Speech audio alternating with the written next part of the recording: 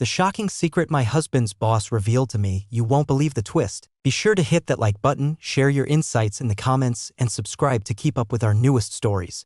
At 62, I never thought I would be in a situation like this.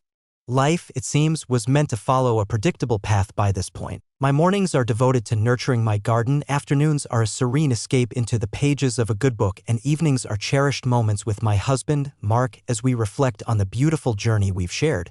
One evening, a private conversation transformed everything, making me reconsider everything I believed I understood. The journey began at a lavish corporate gala organized by Mark's company. With over 30 years of service, he climbed the corporate ladder, fueled by relentless commitment. Richard Caldwell, his boss, exuded a sense of quiet authority. Our interactions had been limited to polite pleasantries at past events. In his mid-60s, he stood tall and distinguished, exuding a quiet confidence that appeared entirely effortless. The gala took place at a luxurious hotel in downtown Chicago, where grand chandeliers illuminated the elegantly attired guests with a warm, inviting glow. The atmosphere buzzed with lively chatter, the gentle clink of glasses, and the soothing strains of a jazz band playing softly in the corner. Though these events weren't my favorite, I found myself drawn into the evening by Mark's insistence.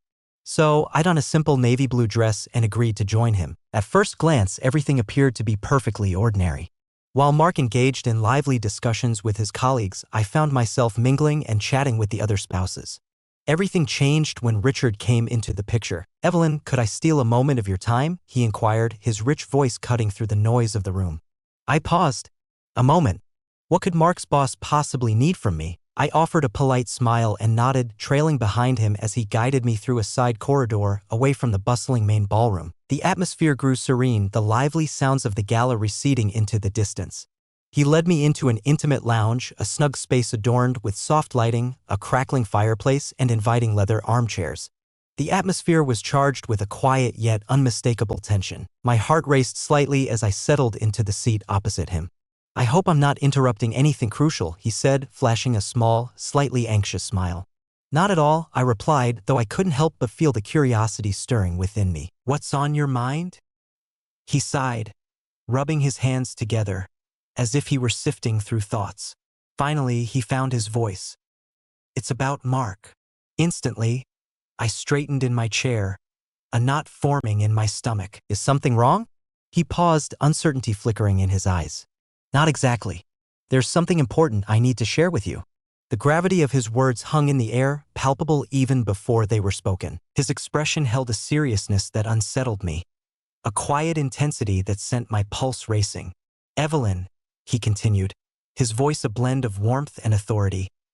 "I've known Mark for a long time. I've seen him cultivate his career, uplift his colleagues, and nurture his family. Amidst everything, I've observed a key insight." I took a deep breath. "Can you tell me what it is?" He leaned in a bit, his eyes fixed intently on me. "He doesn't appreciate you the way he should." The words hit me hard, settling like a weight in my chest. My breath faltered and a surge of defensiveness washed over me. I don't understand," I managed to reply, my voice trembling. "Mark is a wonderful husband.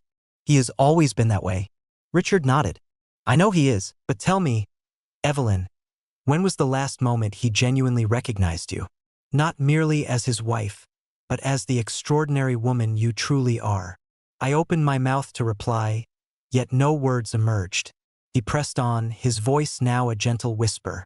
"I've noticed the way your eyes linger on him when he's caught up in his own world. I've seen you linger in the shadows at these events, while he immerses himself in his work. You pour so much into this, but does he reciprocate?" A lump rose in my throat. I felt the urge to argue, to assert that he was mistaken. Yet something within me hesitated. "I hope I'm not overstepping," Richard remarked, leaning back a bit. "But sometimes an outsider sees what those inside cannot." I let out a slow breath, my thoughts swirling. Richard examined my expression, then gave a subtle, understanding smile. "Evelyn, you deserve to be seen." Those words resonated deep within me, awakening a part one never knew was there. For the first time in ages, uncertainty washed over me, leaving me unsure of my emotions. I remained motionless, caught in a moment of stillness. Richard's words lingered in my thoughts, awakening feelings I wasn't prepared to face. "You deserve to be seen." Had I truly been invisible for so long? I wanted to dismiss his words as just an observation, a kind gesture that missed the mark. Yet, beneath the surface, a part of me recognized the truth in his statement. Mark was a good man, a diligent provider. He had always been consistent, dependable. Yet in those quiet moments, the ones that truly mattered, when had he last really seen me?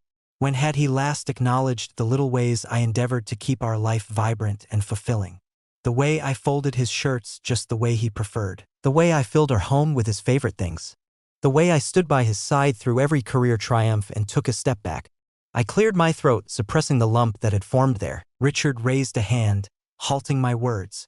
I don't want to make you feel uneasy, Evelyn. I couldn't just remain silent. I exhaled slowly, acknowledging your honesty with gratitude. Text, I finally spoke, my voice softer than I had planned. After decades together, Mark and I understand that marriage encompasses so much more than mere visibility. It's all about dedication and reliability. Richard nodded in agreement. I understand, and I respect that.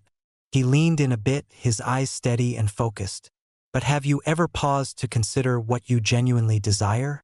The question hung in the air between us. For so long, my attention was consumed by Mark's needs, the demands of our marriage, and the expectations placed upon me. I never took the time to consider what I truly desired. I released a light, nervous chuckle. Richard, this is certainly an intriguing topic for a corporate gala. That brought a smile to his face. I guess it is. Yet something urged me to express it. A moment of silence lingered between us, punctuated solely by the gentle crackling of the fireplace. He let out a sigh and rose to his feet. I should let you get back, he said. I stood as well, my hands trembling slightly as I smoothed down my dress. Indeed, Mark will be curious about my whereabouts. Richard acknowledged this with a nod, yet his expression held an enigmatic quality. Evelyn made me promise one thing, though. I tilted my head, intrigued. What's that? Don't brush off my words. Take a moment to consider it. After a moment of hesitation, I nodded slowly. All right.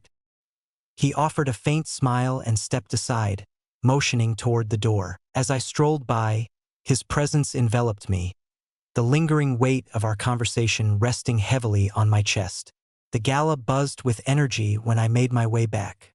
Mark remained exactly where I had left him, engrossed in dialogue with his colleagues. At first, he was oblivious to my presence. I lingered at a distance, observing him intently. His expressions were lively and his hands danced through the air as he engaged in conversation. It was a facet of him I had always cherished, his fervor, his ambition. But then I recalled Richard's words. Had Mark ever regarded me in that manner? When he finally turned his gaze my way and noticed me standing there, he offered a brief nod before returning to his discussion. A transformation stirred within me. Richard had sown a seed, and despite my efforts to dismiss it, I could feel it taking root. The journey home was enveloped in silence. Mark sat next to me, his hands tightly wrapped around the wheel, his eyes locked on the shadowy road ahead. The city lights whizzed by in a haze, yet my thoughts were miles away. Richard's words resonated in my mind, his voice haunting me in a way I couldn't escape. You deserve recognition. I caught a glimpse of Mark. He appeared weary, with the slightest furrow of tension etched between his brows. After nearly 40 years of marriage, I had committed every detail of his face to memory. The defined lines of his jaw, the delightful crinkle of his eyes when he laughed, the focused press of his lips. Yet, I couldn't recall the last moment he truly gazed at me. He cleared his throat, shattering the stillness. Did you enjoy yourself tonight? The question took me by surprise. It was something he inquired after every event, every gathering, every dinner party, almost as if it were a duty rather than a sincere interest. I paused before responding. It was intriguing. He nodded absent-mindedly. Good, good, and just like that, the dialogue came to a close. I shifted my focus back to the window, observing the city fade into the distance as we headed toward the serene suburbs. Upon arriving home, Mark followed his usual routine. He removed his jacket, placed his keys on the counter, and disappeared into his office for a final glance at his emails. I lingered in the kitchen for a while, gazing at the vacant spot he had just occupied. I didn't feel anger towards him. Not really. Mark had always been like this, committed to his work and consistent in his habits. He had provided me with a good life, a secure life. Yet Richard's words had stirred something within me, something I couldn't suppress any longer. I made my way to the bedroom and glimpsed my reflection in the mirror. At 62, my once vibrant auburn hair now showcased elegant streaks of silver. Delicate lines adorned my face, each one a testament to the rich tapestry of years I have experienced. Yet my eyes remained unchanged. Within them, I discovered a feeling I hadn't recognized in ages. Loneliness. I had always thought this was simply a facet of getting older. This subtle retreat into the shadows, this slow descent into monotony. But now, for the first time, I questioned if that was truly the case. The following morning, as Mark headed off to work, he kissed me on the cheek and said, "I'll be home late. A significant client meeting is on the horizon." I acknowledged with a subtle nod and a faint smile. "Understood. Stay safe." And just like that, he disappeared. I lingered in the doorway for what felt like an eternity before finally retreating inside. Typically, my days are packed with errands, housework, or tending to the garden. However, today was different. I felt a surge of restlessness. Without giving myself a chance to reconsider, I grabbed my phone and dialed a number I never imagined I would. Richard picked up on the second ring. "Evelyn?" There was a hint of surprise in his voice. I inhaled slowly. "Could we grab a cup of coffee together?" There was a brief silence. Then gently he replied, "Of course."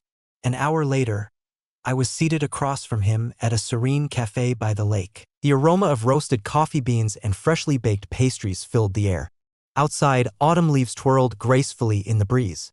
Richard regarded me with a sense of quiet curiosity. Uncertainty lingered as I waited for your response. I swirled my coffee, observing the creamy tendrils intertwine with the rich brew. The thought of making the call danced in my mind, but hesitation held me back. He nodded, anticipation in his eyes. I took a deep breath, letting it out slowly. "Your words have been on my mind." His expression was a mystery. I paused for a moment before locking eyes with him. You were right, there was a spark in his eyes, an elusive quality I couldn't define. "Evelyn, I'm not expressing regret about my life," I interjected softly. "Mark and I have created something solid, something genuine. Somewhere along the journey, I seem to have lost the ability to desire something for myself." Richard leaned in a bit closer. At that moment, I found myself swallowing hard. A silence enveloped us, punctuated solely by the faint murmur of conversations in the background. At last, Richard broke the stillness, his voice barely above a whisper. "All I desire is for your happiness." I gazed at him, truly gazed. Here was a man with no obligation to intrude upon my life, no justification for his words other than the fact that he had recognized something within me that I had yet to discover. In that moment, clarity washed over me. I had a decision to confront. I found myself gazing at Richard from across the quaint cafe table, my fingers gently cradling the warmth of my coffee cup. "All I truly desire is for you to find happiness." His words lingered in the atmosphere, both weighty and tender, reminiscent of a truth I had long evaded. For years, I convinced myself that contentment sufficed, that security, stability, and loyalty formed the foundation of a fulfilling life. And indeed, they did. Yet Richard had revealed something within me, an element I hadn't realized was absent, a yearning to truly feel. I inhaled deeply, the heaviness of my thoughts bearing down on me. "Richard, I'm at a loss with all of this." His gaze softened. "You don't need to do anything, Evelyn. Consider what truly brings you joy. Reflect on the last occasion you did something solely for yourself." I was about to answer but hesitated. When was that moment? I had devoted years to supporting Mark, prioritizing his career, his aspirations, and his universe. I had crafted a life defined by order and routine. But what about my own identity? As I took a sip of my coffee, the rich, bitter warmth provided a moment of grounding. I find myself questioning who I am beyond the confines of my marriage. I found myself surprised by my own words. Richard offered a small, knowing smile. "Perhaps it's time to discover the truth." I released a soft, anxious chuckle. "That seems absolutely daunting." "Perhaps it's thrilling, isn't it?" I remained silent. I couldn't respond, because deep down I recognized he was correct. We lingered in silence for a moment. Outside, life continued its relentless pace. Cars whizzed by, laughter echoed, and the wind danced through the golden autumn leaves. Life rushed forward, leaving little room for contemplation. Yet, perhaps for the first time, I found it essential to pause. I placed my cup down and locked eyes with him. "The future remains a mystery, Richard. Yet, one thing is clear, it's time for me to embrace life once more." A smile played at the edges of his lips. "All I wanted was for you to understand." That evening when Mark returned, I was already at the kitchen table, waiting. He hardly glanced my way as he placed his briefcase down and loosened his tie. "Long day," he muttered. "I'm exhausted." I watched him for a moment, this man with whom I had built a life, this man I had loved for decades. As he navigated the familiar spaces of our home, an unspoken distance lingered between us, a widening gap that had quietly formed over the years. I inhaled deeply. "Mark, can we talk?" He hesitated, finally meeting my gaze. "About what?" I swallowed hard. "About us?" His brows knitted together in confusion. "What about us?" I hesitated for a moment, then finally spoke the words that had been simmering within me since last night. "I feel invisible, Mark." He blinked. "What?" "I feel like I've dedicated years to being the wife who supports you, who keeps everything running smoothly, who ensures that our life remains steady. I truly love you. Yet, at some point, I faded from view." His expression shifted, revealing his surprise. "Evelyn, where's this coming from?" I shook my head. "It's been there for ages, I just never allowed myself to voice it." He took a seat opposite me, his hand gliding over his face in a thoughtful gesture. "I had no idea you felt this way." I examined him closely. "Have you ever paused to think?" He remained quiet. In that instant, I came to a difficult realization. Mark wasn't a bad husband after all. He didn't intend to be cruel or neglectful. He had merely assumed, just as I did, that marriage equated to routine. That comfort alone would suffice. We no longer needed to check in on each other as we used to. But that wasn't truly living. That wasn't love? Not anymore. "What are you saying?" he finally inquired, his tone laced with caution. I take a deep breath. I must reclaim my life. His expression shifted, a hint of concern crossing his features. "Are you revealing my secrets?" I paused for a moment, then firmly denied it with a shake of my head. "I'm uncertain about what lies ahead, Mark. However, I realize that I can't continue to present myself this way. If we want our marriage to endure, a change is essential." He gazed at me intently, and for the first time in years, I noticed a spark in his eyes. Understanding. Perhaps we had an opportunity to resolve this. Perhaps we did not. Yet, for the first time in many years, I was prepared to discover the truth.